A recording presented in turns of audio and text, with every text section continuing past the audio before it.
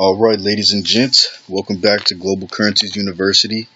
And today, right now, we're going to go over some pretty basics, with some charting elements, but I'm going to probably go more in depth and reasons as to why.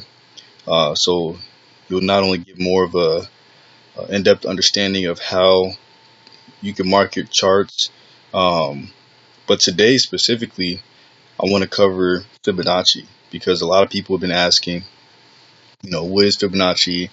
How do you use it? Why should I use it? And then on the flip side, I have people that, say Fibonacci is a scam.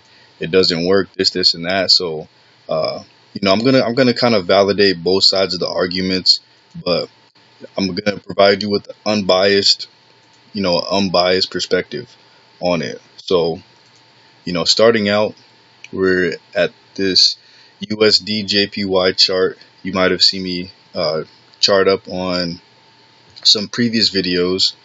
Today is November 8th, 2016, and the time is now 11:11 a.m. All right. So, here we got just some basic support and resistance levels. I marked this gap on Sunday, and originally, like I said, 60% of the time this gap will immediately close, but now we can see that it's starting to escape, and that's what we call a runaway gap. You'll learn more about that in GCU, but for now, there's obviously a reason why it's not abiding by that principle. So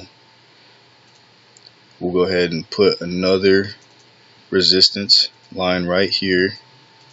Okay, and so charting, guys, it shouldn't be your sole purpose for existence. Like, you want to chart because you want to see what other people are seeing. The 95% of people fail, and a good 60 to 70% of them only trade using charting analysis. So you can go ahead and see what they see because they do have an impact on the market, right? So when it comes to Fibonacci, for those of you who don't know how to draw, you select your tool. All right, so in this case, we're going to use Fibonacci lines. You take it from the direction that the market is moving in. So here we have a downtrend, and this could be seen as one movement, or you can take it from here as one movement, or you can take this early shift from here and call this one movement. But for the sake of imagery, we're going to start at the highest point and go from the higher high to the lower low. All right, and we're on the hour chart. If you want to get it looking perfect and pretty, you can zoom in and on a smaller time frame and have everything lined up. I'm not that OCD about it, but so that's how you plot your Fibonacci points. And if we go delete that one and we want something more recent, we can come here and plot it like so. Now this move is still going up. We would wait until it either got rejected or we saw a reversal, and then and only then could it support these zones. But right off the bat, we see even where it's at right now, because it is hitting some resistance, we can see that it actually gapped right above the 50%, which is a Fibonacci level that is more often used in stocks, in options. The 50 usually has more of an impact in those areas, whereas in almost all types of trading, the levels you want to really look for are 38.2 and 61.8. The rest of them obviously work, but 50 is usually your pivot.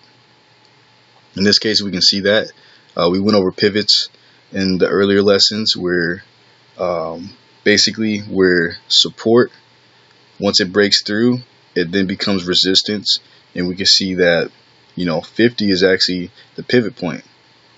Okay, so for people who disagree that charting analysis doesn't provide you information, I mean, the information is relevant, because this this line right here wouldn't perfectly line up with the support line that I had drawn out before, and it definitely wouldn't have gapped perfectly on the same line. Okay, so that's giving us a clear indication that there's it's hitting some resistance. Now, one thing I will tell you that is, you wouldn't want to place a sell right here just because of this resistance, because at any point in time the market can kick all of that to the wayside because of news events, right? Economics plays the major role in how every market operates. Okay, so it's not only relevant to economics, is relevant to investing, because you have investors who they see that a currency is going to weaken, so they'll pull out, they'll cut their losses, or they just won't invest in that economy. Okay, so it's a cycle that you want to become more familiar with, and I definitely cover this cycle in depth in Forex 105 of the Global Currencies University. Alright, so for right now though, we can see that 50 is the pivot. 50 is the center. It acts as support or resistance depending on which side it is. But like I said, the pivot is even where resistance, when it breaks through, where resistance becomes support. This right here is a pivot zone. It's not necessarily a level because everything doesn't perfectly line up, but it's a pivot zone. Okay, so you could definitely use that in your analysis. And the reason why you want to start getting an early recognition for it is because that's going to let us know that later on it could still come back down and break through, which wouldn't be impossible, because we see it was actually higher and it made this drastic move down.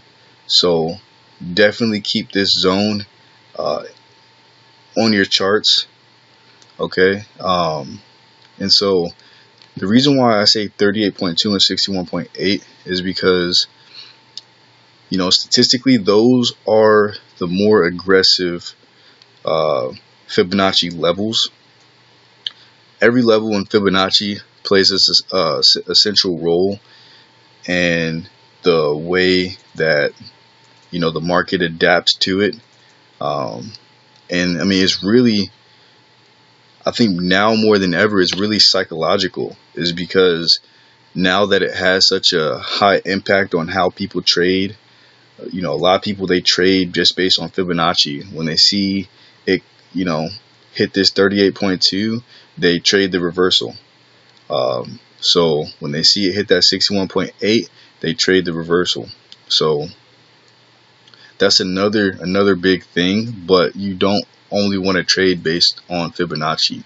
You want to use that to your advantage. You want more information. You need more indicators.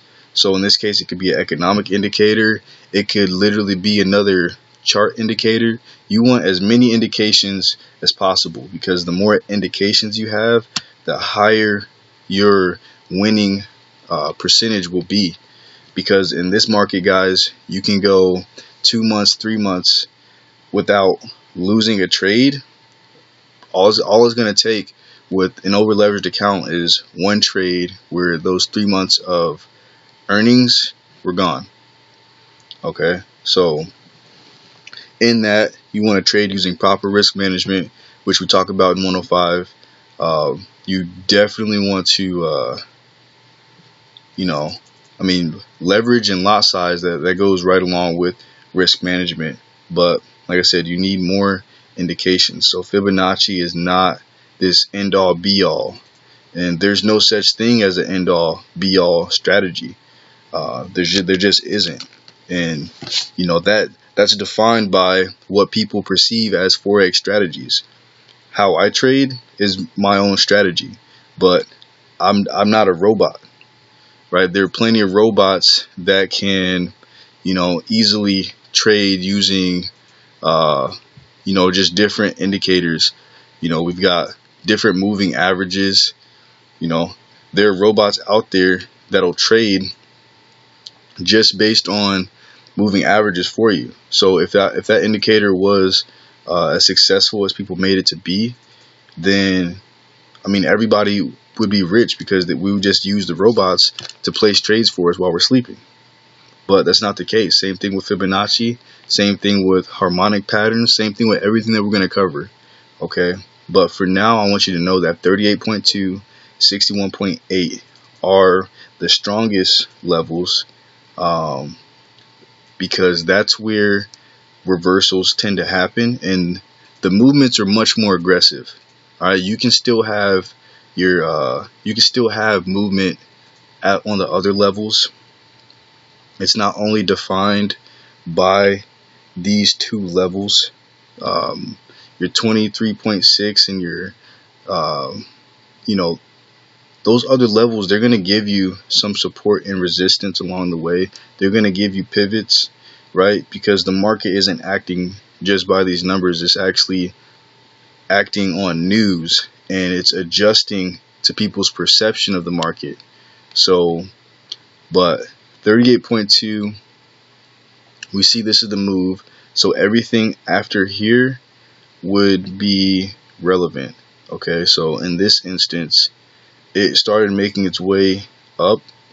It broke through this first Fibonacci level, but then it didn't complete it.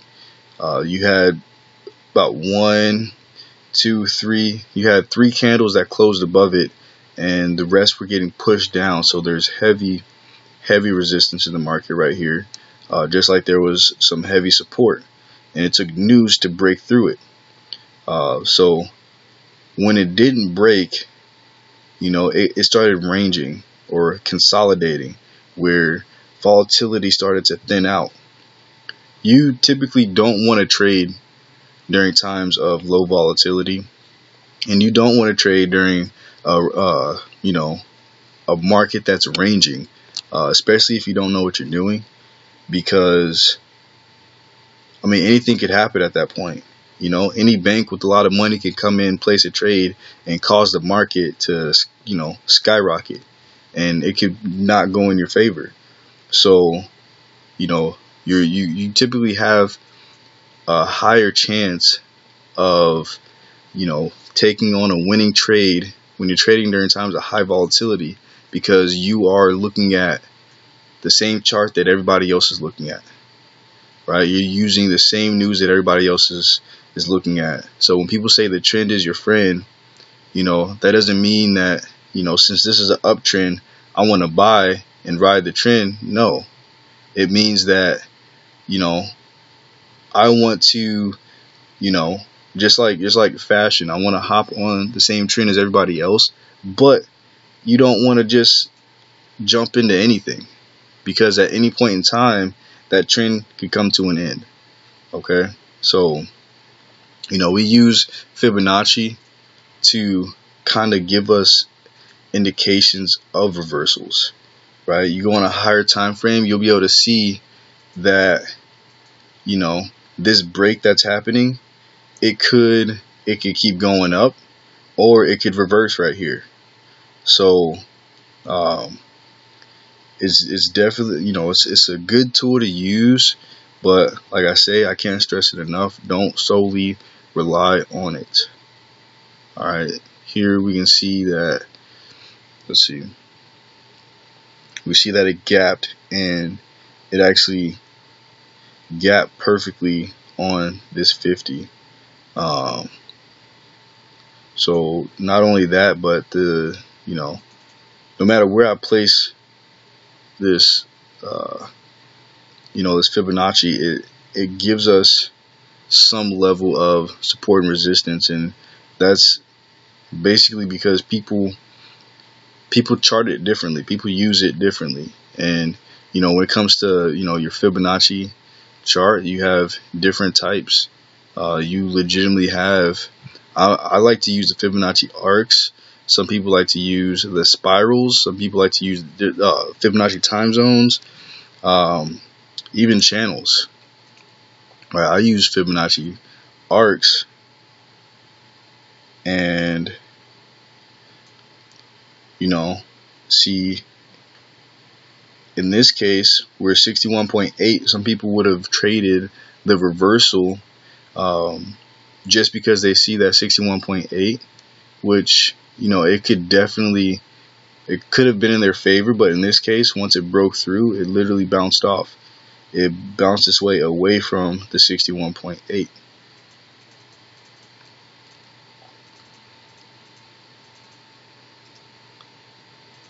So if we go ahead and add another one, let's see, yeah, right. If we know that it's not, or if it got rejected right here, this is how we would use it to gauge where the market is headed.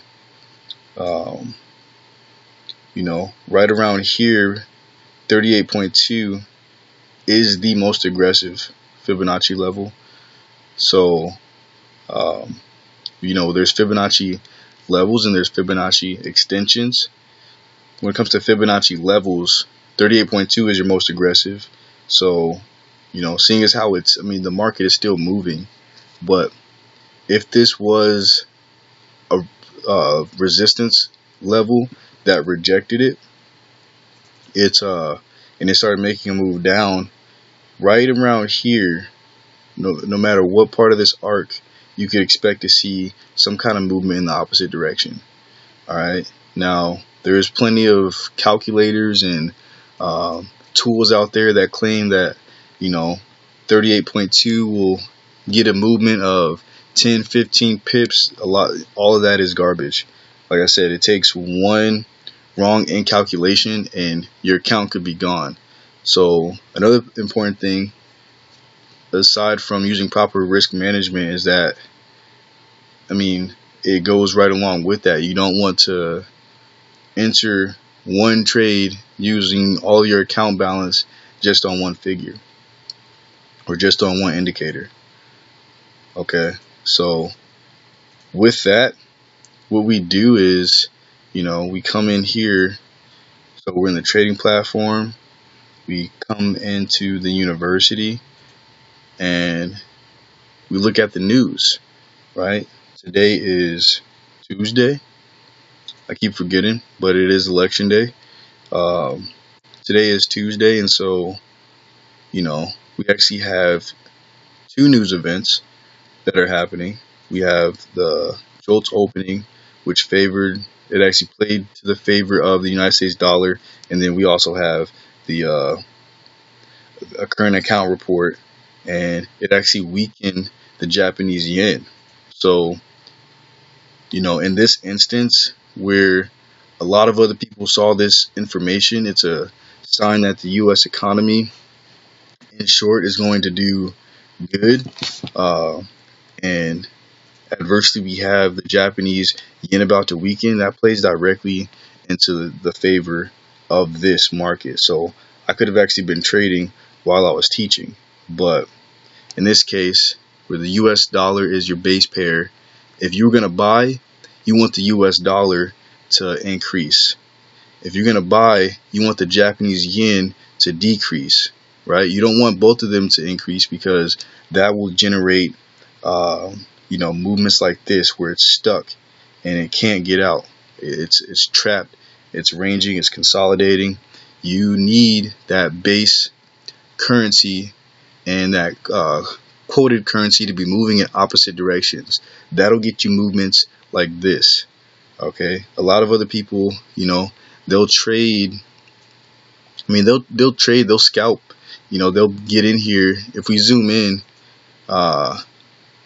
this ranging market, people will actually sit here and scalp that. But it'll take being glued to your chart. You'll be losing a lot of hair due to a lot of stress, because you'll sell it here based on one signal, then you'll buy it here and it'll come down, it might hit your stop loss, or the area that you planned on closing out, you'll close out and then you'll see it go up, so you'll go ahead and buy. And I mean, it's too much. Okay, so if that's the case, I would have sold here. But this is the 5-second chart. There's not too much that can really give me a good indication to enter the market on a 5-second chart. So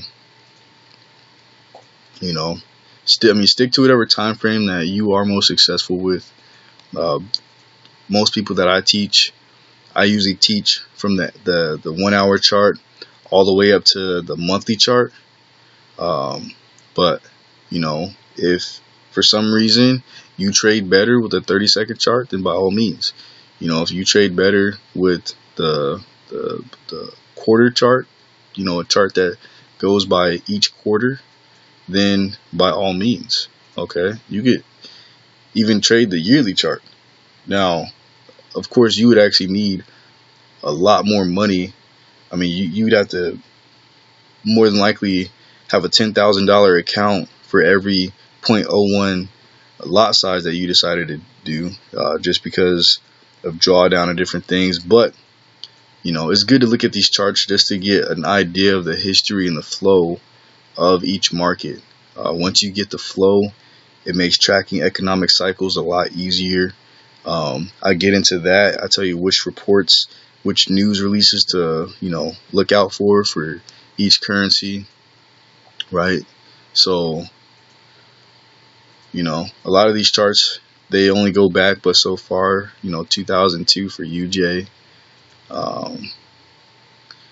So I mean, I highly advise you to become more familiar with every type of chart that you can.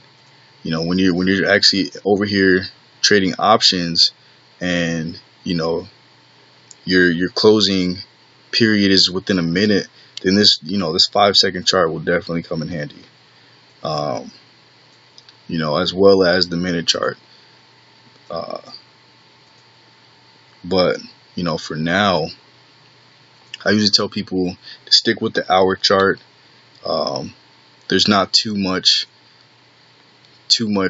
static, meaning there's more relevant information that you can actually track, because every bit of information in the market is relevant, but information that you can actually track and account for. Whereas the H4, the day chart, and the weekly and monthly charts, that stuff you really, once you have your chart marked up, you need to come back to the hour chart to get a better entry. Because if you enter, what may look like 20 pips of expected drawdown to occur on the hour chart, when you zoom out on the day chart, that's hundreds of pips, if not thousands. So you definitely need good entries when you're trading those. But those are trades that you can open and just let ride for days, weeks, even months. So if you place a trade and it's 9,000 pips in profit a week from today, I mean, a lot of people, they don't even make 9,000 pips in a month. So not only do you have more account equity, meaning that you can actually trade off of the profit, the floating profit from the trade that you have open, and now you're not technically risking anything. So that's also something to keep in mind. But this video is actually a little bit longer than I intended it to be. I wanted it to be basics of Fibonacci and just covering different charting elements. So hopefully today that is what you are able to retain. You will be quizzed on this information, and this quiz will affect your grade in GCU. So you're going to need a good grade to continue to excel and move forward throughout the rest of this course. Alright, so this is Global Currencies University, the orientation course. Thank you for tuning in, and I look forward to seeing and hearing you guys in the chat. Alright, definitely message me if you have any questions regarding this lesson or any future lesson. And thank you for watching this video.